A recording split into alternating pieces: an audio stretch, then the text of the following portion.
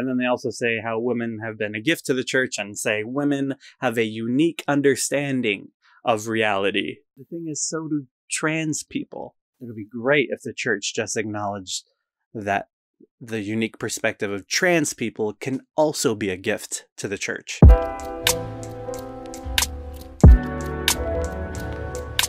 What's up, everybody? My name's Damon Garcia. If you're new here, well, I'm just a Christian leftist who likes talking about the future of faith, how to live it out. And if you've been here, sorry for kind of a late upload. I've actually been having some technical difficulties, so I didn't forget about you.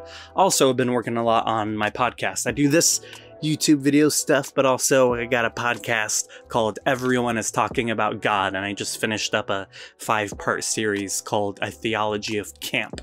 And that's camp the fashion style, not like tents in the woods and stuff. So check that out. Please check it out.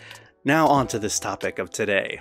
Today, June 10th, the Vatican, or rather the Congregation for Catholic Education from the Vatican, released this document, Male and Female, He Created Them, towards a path of dialogue on the question of gender theory in education. Okay, so this morning I saw a bunch of progressive Christians, LGBTQ affirming Christians on Twitter this morning arguing and ranting and just really pissed off about this document. And of course, as you'd expect, it's from the Vatican. You can assume, yep, it's against transgender people. And this video isn't gonna be me just pissed off ranting about it, telling you how wrong it is. Rather, I want to just give you an alternative perspective. Unfortunately, where we're at right now in Christian history, this is the more popular perspective among Christians. But things are changing and shifting, and part of that change requires people like me and others giving you alternative perspectives until eventually these perspectives are more popular. Church history, things are changing all the time. I very much believe in like 50 to 100 years, the majority of all of Christianity will be affirming of LGBTQ people, for sure. Now, I first want to get into the positives here of this document. I know you may be thinking like, what? How could there be any positive to this? Trust me, it is a positive that they are at least talking about this stuff. Right now, in my spiritual journey, I'm at a point where, yes, I'm affirming of LGBTQ people as a Christian, and I wish the entire church was, but I still prefer a church who is vocally and publicly against them than a church who is secretly against them deep beneath all this talk of we love and welcome and accept everyone because Jesus would love and welcome and accept everyone.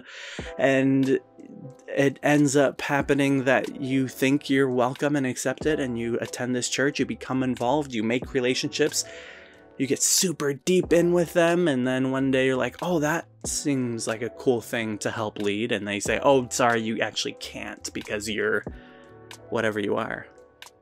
And then now you have to leave after experiencing all of this connection, and you have to tear apart all that connection on your way out instead of being able to know you're not accepted before even walking in the door. I think ministers who run churches like that are deeply disgusting and very much wolves in sheep clothing. So even though this is the Catholic Church being openly against transgender people, I believe this could be a step in the right direction because it leads to people responding to this, which will hopefully lead to eventually the church actually listening to the response that came as a result of saying this stuff.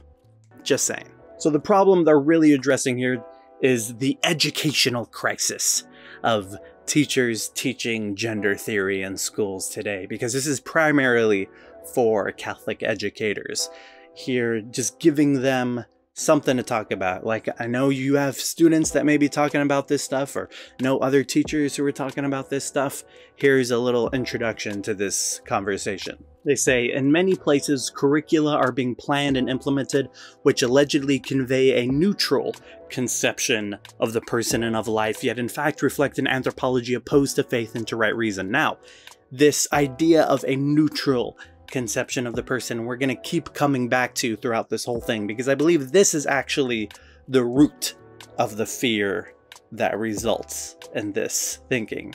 They see modern society talking so much about how all these ways we've talked about traditional gender roles and traditional gender performativity and all that is really just fluid and able to be talked about in different ways, and they're worried that that could result in a youth being taught these things and then having absolutely no sense of personal identity. That's what they're afraid of happening. So that is the root of all this fear and concern. So we'll keep coming back to that. Like, they talk about how modern gender theory denies the difference and reciprocity and nature of a man and a woman, and envisages a society without sexual differences, thereby eliminating the anthropological basis of the family. And they keep going back to this oh so holy and sacred concept of the family. And when they say family, of course they mean the modern patriarchal nuclear family, a man and a wife and the children. But that in itself is already super problematic, because that's like somewhat relatively new still in the history of families among humans. Humans spent thousands of years in different cultures, not even in contact with one another, having children be raised by the entire tribe, and plenty of thousands of years in polyamorous relationships. Do not talk to me about the anthropological basis of the family. Also, a really good important reminder: no one in the Bible had this kind of family. All throughout the Old Testament, the entire relationship consists of families that have a man who has many wives and concubines, women who were just servants there to have children. And most of the New Testament, which was written in a way shorter period, was mostly just written by a single dude, Paul. So when Christians talk about traditional biblical family values, they're not talking about anything that's in the Bible. Anyway, back to the document. They're trying to guide and support those who work in the education of young people so as to help them address in a methodical way the most debated questions around human sexuality. And the methodology in mind is based on 3 guiding principles, and they go through these throughout this entire document: to listen, to reason, and to propose. So it tells you what to listen to, how to reason with it, and then the traditional ideas to just propose to them in response. And that's all fine and great, but tradition shouldn't be the only one doing all the proposing of ideas. Because I feel like a lot of people who are making these arguments for progressivism know the traditional arguments and have walked away from them, as opposed to people who are on the traditional side. I theorize that there's probably a lot larger of a percentage of people who have converted from traditionalism to progressivism from doing a lot of research than the percentage of people who converted from progressivism to traditionalism from doing research. And I've seen a lot in my own conversations and other progressive Christians I know who will get into debates with people who have a lot of traditionalist ideas. And usually when debating a particular social issue, only one of us has actually read the proposals of both sides. And it's usually the progressive. So yes, listen, reason, propose, but seriously listen, okay? Catholic Church, okay? Traditionalists. And then it goes into a bit about the distinction between sex and gender, sex being biological, gender being the cultural way you perform masculinity and femininity. And they talk about points where they actually agree with gender theory, and that largely is just giving credit to the movement of actually acknowledging the equal dignity of men and women. Even though the church still very much believes women can't actually participate in all the roles that they wish to.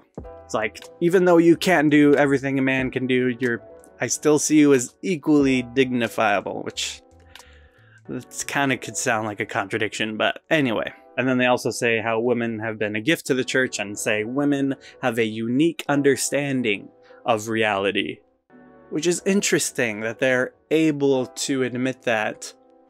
Like, women have a unique understanding of reality compared to men, but the thing is, so do trans people.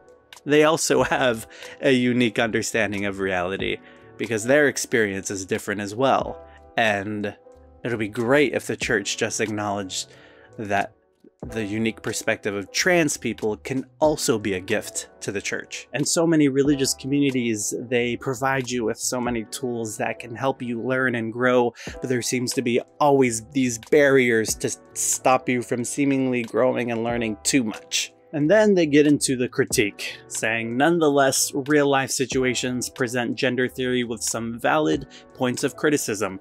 Gender theory, especially in its most radical forms, speaks of a gradual process of denaturalization, that is a move away from nature and towards an absolute option for the decision of the feelings of the human subject. In this understanding of things, the view of both sexual identity and the family becomes subject to the same liquidity and fluidity that characterize other aspects of postmodern culture, often founded on nothing more than a confused concept of freedom in the realm of feelings and wants, or momentary desires provoked by emotional impulses and the will of the individual, as opposed to anything based on the truths of existence. Now, quite a paragraph, but the important part here is talking about the truths of existence versus this, what they're calling this denaturalization. Now, this is a problem with religion, particularly creationist religions, is that they don't really get that nature is also chaotic. They don't get that order, what we perceive as in order, in reality is better understood as us just perceiving it as familiar. It's like these hardcore creationists talk about the way the universe is set up, how it's all set up and put together perfectly. Even though it's filled with chaos, they call it the way it is, perfect, but that's just because it's the way it is. It's like perfect and in order compared to what? You don't have another planet you live on to compare it to. And I think even the Bible touches on this in the book of Job. The whole book of Job is Job calling out and complaining and lamenting and grieving to God about all the suffering he is facing, and his friends surround him and try to tell him, here's a reason for why you're suffering, which friends shouldn't do, by the way. But it's like, one says, you're suffering because you've sinned. Another one being like, you're suffering because you sinned, but you don't know that you're sinning. Another one being like, God is just testing your faith. It's like they all have these reasons, and at the very end, God's response shows that they're all wrong, but he doesn't then give Job the right explanation. This God then points to the chaos of everything in the universe. It's just this long list of, were you there when I created this, when I created that, when I created that? And he's just listing off these beasts and ice caps birthed out of his womb and mountains and all these, just, he's explaining chaos. It's funny, there's one, I forget who I read it from. There's Zizek quoting someone saying, it might have been Chesterton, saying that you can read this as God kind of saying, you think your life is chaotic? I have to deal with all of this. And I think about this story so much. This story is about a God who responds to humanity's way of making everything orderly and saying, this is how it is, this is nature, this is how things work. This God responds to that by pointing to all the chaos around us. And I think the more we learn, the more we see the chaos around us, the more we see that things aren't that simple, black and white, binary thinking that traditional ways of understanding things such as gender had told us before. So get out of here with your truths of existence. Later, it goes on to say, these ideas are the expression of a widespread way of thinking and acting in today's culture that confuses genuine freedom with the idea that each individual can act arbitrarily as if there were no truths, values, and principles to provide guidance, and everything were possible and permissible. Now, it's like it's comparing genuine freedom with acting like everything is possible and permissible, which is kind of funny because, like, think about the Bible. There's someone else who said, like, everything is possible and permissible. Paul, in the New Testament. I mean, first, it's kind of tongue-in-cheek, all things are possible in Christ. And then permissible, he says, everything is permissible to me in 1 Corinthians 6. But not everything is constructive. Because under the grace of God, all things are permissible. But now, when he talks about morality, it's like, let's talk about what's constructive and destructive when we're talking about right and wrong. How about that? And people who usually always appeal to tradition when talking about morality, it seems like they rarely ever have this conversation of, let's talk about what's constructive versus what's destructive. I like Cornelius Plantinga's definition of sin as culpable disturbance of shalom. Shalom being this Jewish concept of peace and harmony within this relationship with God. So sin is actually just the disturbance of that. The destruction of that. That is such a way more helpful understanding of sin. And that is what we need to talk about when talking about this stuff. What's actually constructive? What's actually destructive? And then they start talking about reasoning and rationality, and then they make this interesting argument in the context of gender reassignment surgery, saying medical science should act with purely therapeutic ends and intervene in the least invasive fashion on the basis of objective parameters and with a view to establishing the person's constitutive identity. Now, I think medical science acting with purely therapeutic ends, gender reassignment surgery should fall under that category, because people who identify as transgender talk about experiencing gender dysphoria, struggling through it, and we've seen time and time again now that by going through this transition, it is a therapeutic cure to this disorder of gender dysphoria. Transgenderism itself, or transitioning in general, isn't the disorder. It's the cure. When people are able to transition physically and mentally and socially, they get better. It's not something extra or unnecessary. It should be in the category of medical science for therapeutic ends. An example of something that shouldn't be in that category would be things like what transhuman cyborgs are trying to do, like putting chips in your arm, or putting a magnet in my finger, or putting an antenna on my head. Like things, adding machinery in order to transcend our natural self to give us extra abilities.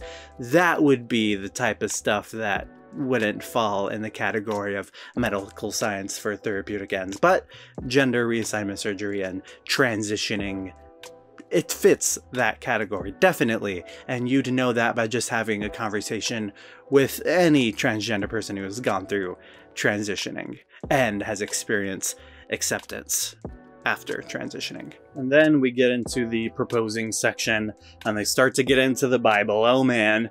And they say, Christian anthropology has its roots in the narrative human origins that appear in the book of Genesis, where we read that God created man in his own image, male and female, he created them. These words capture not only the essence of the story of creation, but also that of the life-giving relationship between men and women, which brings them into intimate union with God. Okay, but here's the thing. These aren't literal stories.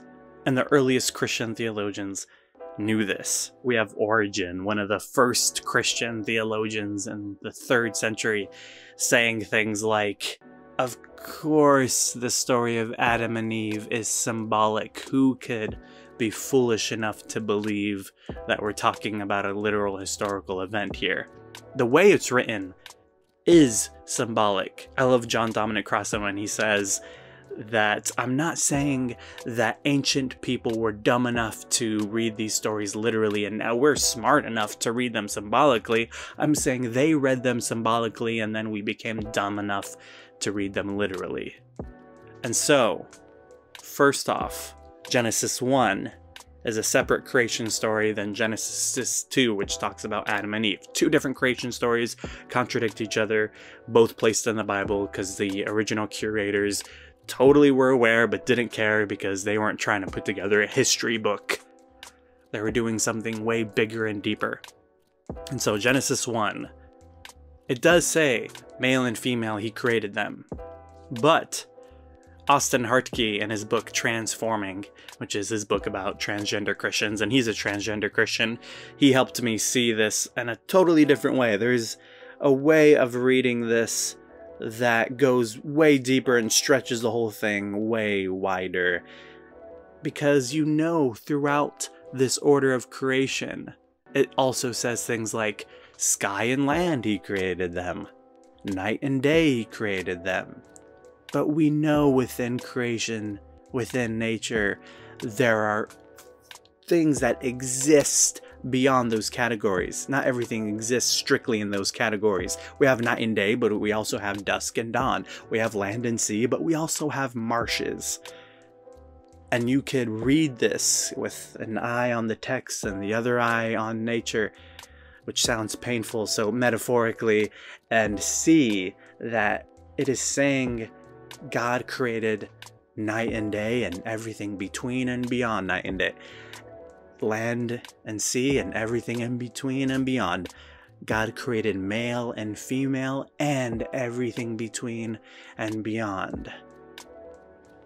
It all belongs within creation and it was all created on purpose. And Genesis 2, it says something different. Genesis 1 says that God created the earth and everything in it and all the animals, and then a male and female human on the last day. Genesis 2 says God created the earth and everything in it, no animals, and then the male human. And then when he realized the male human was alone and needed a partner, this God starts creating animals and one by one presents each animal to the male human, this Adam, and Adam just means man or the human, and each one he rejects also while naming them, until eventually, choice after choice after choice after choice, God presents a female human. And then he says yes. And Brian Murphy from queertheology.com in one of his videos helped me see this story from this perspective. That we see in this story a God who allows the choosing of a partner to be completely up to the person. Adam doesn't end up with Eve because God demands it. Adam ends up with Eve because God gives him the full freedom to choose Eve. And if we follow the logical pattern of the story, we could also assume that if Adam would have said no to Eve too, God would have kept providing him options. All this to say, there are other ways to read these stories, okay? Okay, cool. And then later on, we get to what I said was really the root concern of this whole thing in the beginning. This concern that does gender theory education actually lead to the taking away of a child's sense of personal identity and dignity? So they say there is a need to reaffirm the metaphysical roots of sexual difference as an anthropological refutation of attempts to negate the male-female duality of human nature from which the family is generated. Once again, family should be in hardcore air quotes there. The denial of this duality not only erases the vision of human beings as the fruit of an act of creation, but creates the idea of the human person as a sort of abstraction who chooses for himself what his nature is to be. Man and woman in their created state as complementary versions of what it means to be human are disputed, but if there is no preordained duality of man and woman in creation, then neither is the family any longer a reality established by creation. Likewise, the child has lost the place he had occupied hitherto, and the dignity pertaining to him. Very dramatic. And like I said, we see the root concern here. And this is this argument against neutrality that, yeah, I resonate with a bit. I could see the fear, definitely. But the way they describe gender theory education kind of leading to this is a bit of a straw man argument, kind of saying this is what gender theory is and this is what it's gonna lead to, and then argue against that. It's a little bit dishonest. That's not exactly where gender theory education is headed, but let's address the actual question underneath all of this. That question being, how do we continue to teach these values to our children of personal identity and personal dignity, and the values to the family and society of healthily and lovingly raising our children? How do we keep all those values in a society and time with a more progressive view of gender? Is it possible? Can we do it? And how do we do it? That's the real question underneath all of this. If you're a Christian out there who so badly wants to argue against people who actually agree with this kind of stuff, that's the actual question you gotta figure out a good response to, not just constant arguing and facts and stats. Probably won't work. And then they continue on and on saying about how the family and the school and society should be really making it a priority to instill these values within children, all the way up to the conclusion. And then in the conclusion, they say the objective of the Christian educational proposal is to promote the realization of man and woman through the development of all their being incarnate spirits, and of the gifts of nature and of grace by which they are enriched by God. Okay. But I believe that could actually be done. Like, let's take off the promote the realization of man and woman. Let's just keep the, can the development of all their being incarnate spirits and of the gifts of nature and of grace by which they are enriched by God still be done with a progressive view of gender? I believe so. And now we're kind of getting into, how do we answer that question? Can these values still be kept around in this coming progressive era? Yeah, I believe so. This definitely isn't my specialty, talking about how to raise a family properly, but I do believe that kids can handle exposure to diversity probably a lot better than traditionals think they can. And I wanted to expose you to a little bit of diversity with this video here, talking about some different perspectives on this stuff. And I wanted to end this video by reading some quotes from this book here that I mentioned earlier by Austin Hartke, Transforming the Bible and the Lives of Transgender Christians. And the introduction is called, Did God Make a Mistake? And he talks about that question of, like, that so many transgender Christians have to struggle through. Not only asking themselves that, but other people being like, you're going through this transition. Does that mean that you think God made a mistake? That God was wrong? And let me read you. He ends up quoting some answers at the end of this introduction from other transgender Christians. Let me read you 4 of them to just give you a different perspective on this stuff. M answers the question of did God make a mistake by saying, if there's a mistake at all, it's that we've created this understanding of gender that is so deeply limiting of God's creation. That's the mistake. We've always been diverse people. We've always recognized that using tools, for lack of a better word, to best support our bodies is a good thing. Certainly those of us who change our bodies physically because of our gender identity are not the first people in the world who have needed assistance to be our best selves. And then Lawrence answers this question by saying, God created us with the ability to also be creators. And some of those creators created surgical procedures and medical procedures and concepts and ideologies and systems and communities that do wonderful things. If we aren't taking part in that creative process, then we're going against our very created nature. And then River says, God doesn't make mistakes. She just makes things easier or a bit more difficult to find. Transitioning doesn't mean that God made a mistake, just that I need to work a bit harder to find the fullness of life God has for me. And then Asher says, I think that God knit me together in my mother's womb, but has also been knitting me together every day since. I think God knit together my body and my identity. I'm not just a woman, I'm not just a man, I'm transgender. That's what God intended. And with that, I just want to say, yes, there's so many ways that this spirituality stuff, this Christianity stuff, this religion stuff, this Jesus stuff is way deeper and wider than you have been told before, perhaps. And I know plenty of you out there agree with that, so let me know in the comments the ways that you've continued to see that as well. How you've been stretched to see this whole thing as way bigger than you ever thought it was. And with that, I'll leave you and see you in the next video. Thank you so much for watching. Alright, see you later. Bye-bye.